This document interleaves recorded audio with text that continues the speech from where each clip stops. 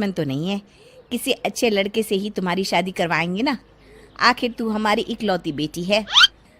अच्छा ठीक है माँ, अब ज़्यादा भावुकतापूर्ण शब्दों का इस्तेमाल ना करो, मैं चलने के लिए तैयार हूँ। चलो फिर, बिना देर के हम सब चलते हैं। सभी बाला के घर पहुंचते हैं। अरे क्या बात है बहन जी, अभी तक आपका बेटा नहीं आया? जी बस आता ही होगा। तभी वहाँ बाला आता है। लो जी, आ गया मेरा बेटा, ये लोग तुझे देखने आए हैं और ये इनकी बेटी नम्रता है। बाला के सर पर बिल्कुल बाल नहीं होते। ये देख नम्रता और उसके परिवार वालों की आंखें फटी की फटी रह जाती है। ये तो टकला है। हे भगवान, माँ पिताजी, आप दोनों एक टकले से मेरी शादी करवाने वाले थे?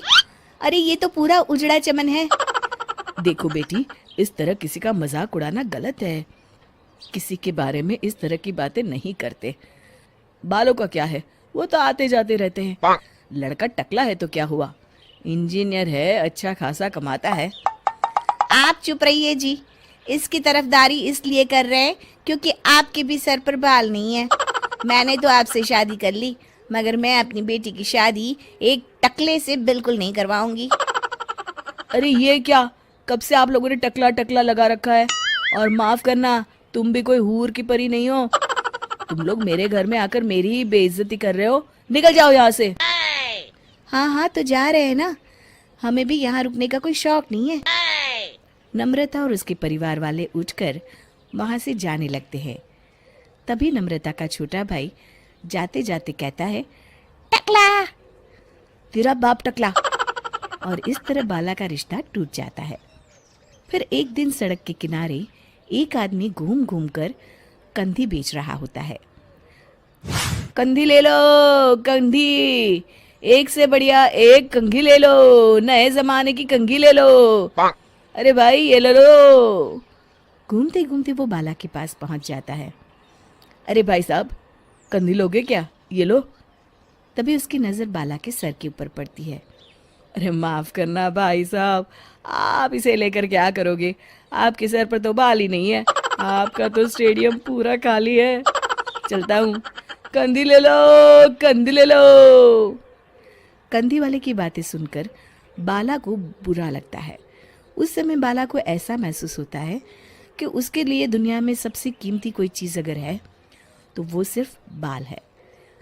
बाला सड़क पर चलते हुए लोगों के बाल बड़े गौर से देखता है। चलते चलते बाला एक मंदिर के पास पहुंच जाता है।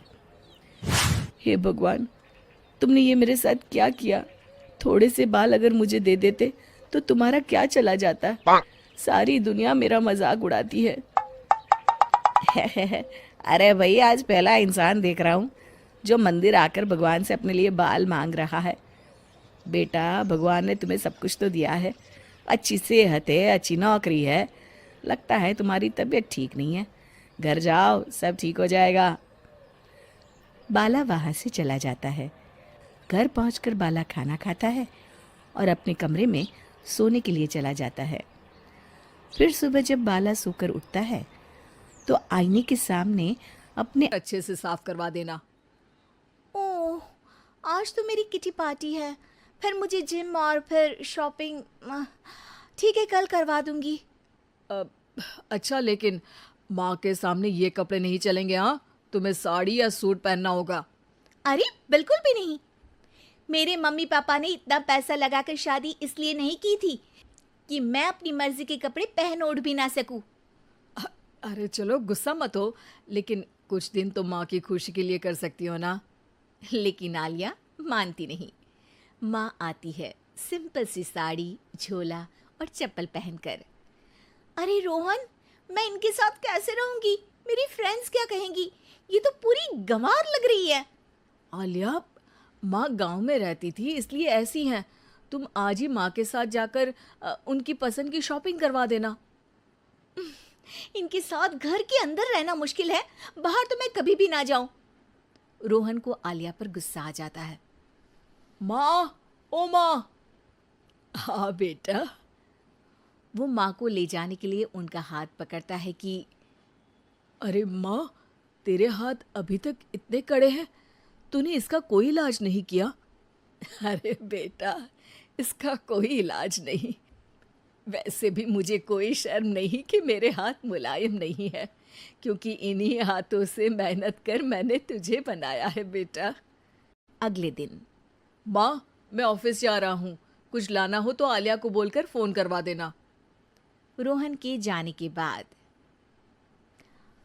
आप ना आज कमरे में ही रहिएगा, घर में पार्टी है, मेरी सहेलियां आ रही हैं, मैं उन लोगों के सामने आपको नहीं ला सकती हूँ। ठीक है बहू, लेकिन तुम कहो तो मैं कुछ खाने को बना दूँ तुम लोगों की पार्टी के लिए। वो लोग सिर्फ कॉन्टिनेंटल या थाई फूड ही खाते हैं। कोई बात नहीं, कभी इंडियन खिलाने वाला कोई मिला नहीं होगा ना। मैं बनाकर कमरे में चली जाऊंगी। जैसे आपकी मर्जी। आलिया के घर उसकी दोस्त आती हैं, पार्टी होती है। अरे वाह आलिया, ये क्या है खाने में? बड़ा ही स्वादिष्ट है यार, इसकी रेसिपी मुझे चाहिए। हाँ, और ये दाल, ओ माय गॉड, मैंने तो किसी 5 स्टार में भी ऐसी दाल नहीं खाई है यार, तू कुक को यहाँ बुलाना। अब आलिया घबरा जाती है। हाँ हाँ, क्यों नहीं, माँ जी ज़रा बाहर आइए। आलिया की सास सिंपल सी साड़ी और गांव के अंदाज में आती है। अरे बहू, क्या हुआ? खाना पसंद नहीं आया क्या? बहू? अरे ये गांव से दिखने वाली औरत तुम्हें बहू क्यों बोल रही है? कौन है ये?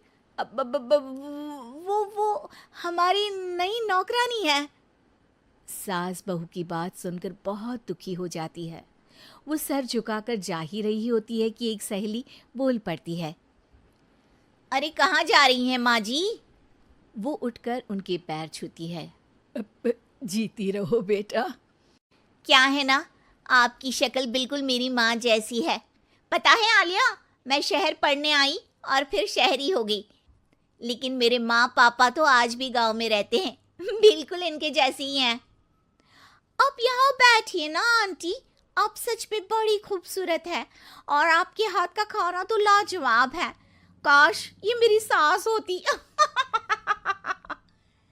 सभी सहेलियां सास को घेर कर बैठ जाती हैं और उनसे खाने की रेसिपी पूछ रही होती है कि तभी घर की बेल बजती है और रोहन आता है। अरे क्या बात है, आज आप लोग हमारे घर में? और ये लोग तो मुझे आलिया से ज्यादा माँ की सहेलियाँ लग रही हैं। क्या ये आपकी माँ है? लेकिन आलिया ने तो कहा कि ये उनकी नौकरानी है और इन्होंने भी नहीं बताया। वो नहीं बताएंगी, क्योंकि उनके लिए बच्चों की इज्जत और उनकी खुशी सबसे पहले है। मुझे माफ कर दो, मुझे इन्हें तुम लोगों से मिलवाने में शर्म आ रही थी कि तुम लोग क्या कहती। अरे अब तो हमें शर्म आ रही है कि तुम हम लोगों की सहेली हो। हाँ, जो माँ जैसी सास को नौकरानी बोले वो हमारी सहेली नहीं हो सकती। ये बोलकर सभी वहां से जाने लगती है कि सास बोलती है। आलिया की तरफ से मैं तुम लोगों से माफ़ी मांगती हूँ। उसने जो कहा उसके लिए मैं उसे